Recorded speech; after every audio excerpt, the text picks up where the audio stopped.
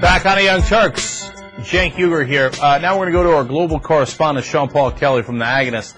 We're going to have a quick conversation with him about world reaction to what's happening in the Palestinian territories. Sean-Paul, I understand you're in Georgetown, Malaysia now, but you were recently in Sumatra, is that right? Yes. And Sumatra is predominantly Muslim, is that correct? Yes. And what was the reaction there to the Israeli invasion? And Malaysia's predominantly Muslim too, as well, and nobody's really happy about it. Well, I would imagine so. Yeah, go ahead. Are there any protests or anything along those lines? No, there are no protests per se. There were some pretty heated comments from Mahathir Mohamad, the Prime Minister of Malaysia. I saw on TV the other day, and it has been all over the newspapers. I mean, it's just, just the most intense images that you can imagine are splashed in front of all the newspapers in Indonesia that I've seen, especially in Medan. I was in Medan yesterday, which is that's the main port city on the way to Malaysia, and all of the people in the hotel were asking me about it. They were like, what's going on with Israel? Why is the U.S. giving them why is the U.S. giving them rockets and bullets and helicopters and all of these weapons, to basically kill Palestinians, and all the Palestinians have are basically glorified Chinese bottle rockets? I mean, these are what the people are saying, You're right. And this is what the world sees. And the death toll is and I'm not making any excuses for what Hamas has done, because it's dumb, right? But at the same time, when you're basically being locked inside of Escape from New York, I mean, that's really what Gaza has turned into. I don't know if any of the listeners remember that 1978 awful Kurt Russell movie where New York City, Manhattan Island had become a prison. That's what Gaza has become. Yeah. And, the Israelis, they're blockading medical, Médecins Sans Frontières was trying to bring in relief, medicine from the sea, and they were rammed by an Israeli vessel, and it's like, okay, I'm sorry, but that's going a little bit too far. 500 people dead for 5 Israelis, 100 to 1, that is a disproportionate response, and it's illegal under international law. See, Sean-Paul Kelly is our global correspondent for the Young Turks, and this is part of the reason that we have you on here, because we get a different perspective than the rest of the world. Of course, you get the neocon line, the Likudnik line, the Zippy Livni line that Israel is justified in everything that it does to the terrorists. But what you don't see is the suffering that they show on TV of the Palestinians. What you don't see on American TV is you don't see the fact that the Palestinian hospitals are absolutely overwhelmed and they don't have any medicine anymore to treat these people who are dying. It's a very interesting phenomenon right now in the world that there are two different media in the world, American media and the rest of the world media.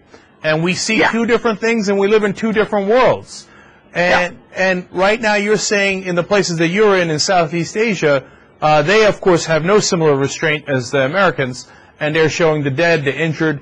And are they coming out and editorializing without any qualms that it is Israel's fault and that the U.S. is connected to it? I mean, look, let's make no mistake here. I mean, Malaysia is run by Muslims. It is officially a Muslim country, although there is freedom of religion. Indonesia is the same. It's the world's largest Muslim country, and so, the Al Jazeera line is the line that you're going to get. And you do have to wade through the editorializing.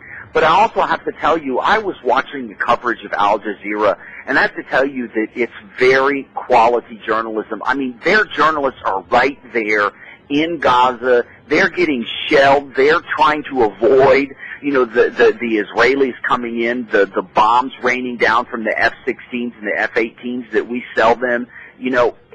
They're there on the ground really covering it, unlike the Americans, who are basically just talking to the Likudniks. They're talking to the neocons, that are on American TV. Those are the people that you hear in America. You don't hear the Palestinians and the real people who are suffering. You don't see the place that is really being destroyed and absolutely ravaged. And finally, Jean-Paul, how much is America being blamed in the places that you've been for backing Israel, not just in the invasion, but overall? Okay, you have to separate it, because this is the one thing that I really admire about Muslim countries in general, is that I have always been treated. Hospitality is a key virtue in Islamic countries, and when you are a visitor in an Islamic country, they treat you as a friend, as a member of the family. The hospitality really is like, we have our key virtues in Christianity, and hospitality is one of theirs.